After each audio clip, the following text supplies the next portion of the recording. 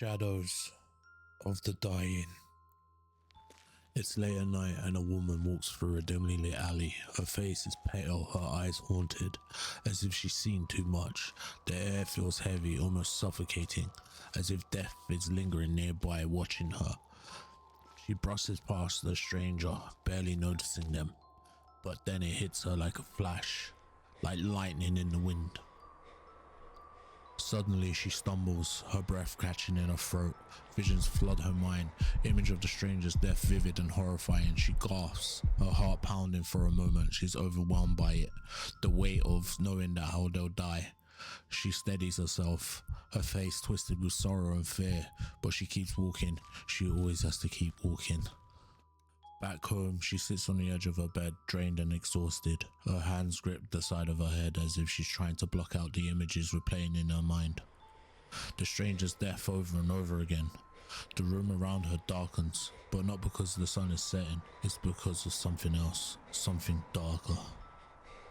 From the corner of the room, shadows begin to stretch and gather. Slowly they form into something, a presence, an entity that has been following her for as long as she's had this curse. She looks up and realizes that it's stronger now. With each vision of death, it grows more powerful, feeding off her ability.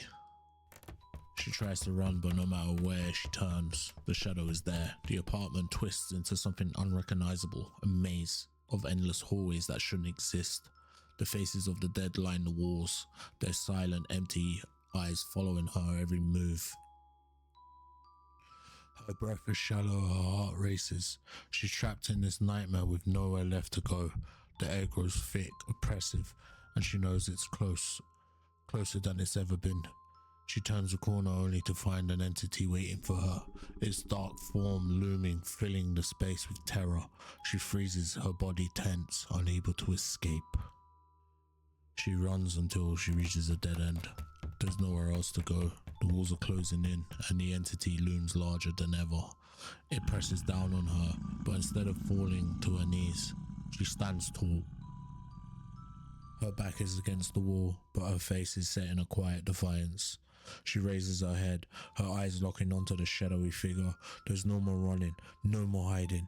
She knows it wants her, but she won't let it take her without a fight. Not today. Everything is quiet. The entity is gone, leaving only stillness behind. The woman collapses to the floor, completely drained, but she's alive. Slowly the light in the room begins to return, and the faces of the dead fade away into nothing. She breathes deeply, lying on the cold floor. It's not over. She knows that. The entity will come back. It always does. But for now there's peace, just for a moment. She closes her eyes, allowing herself to feel that brief relief before the shadows return once again.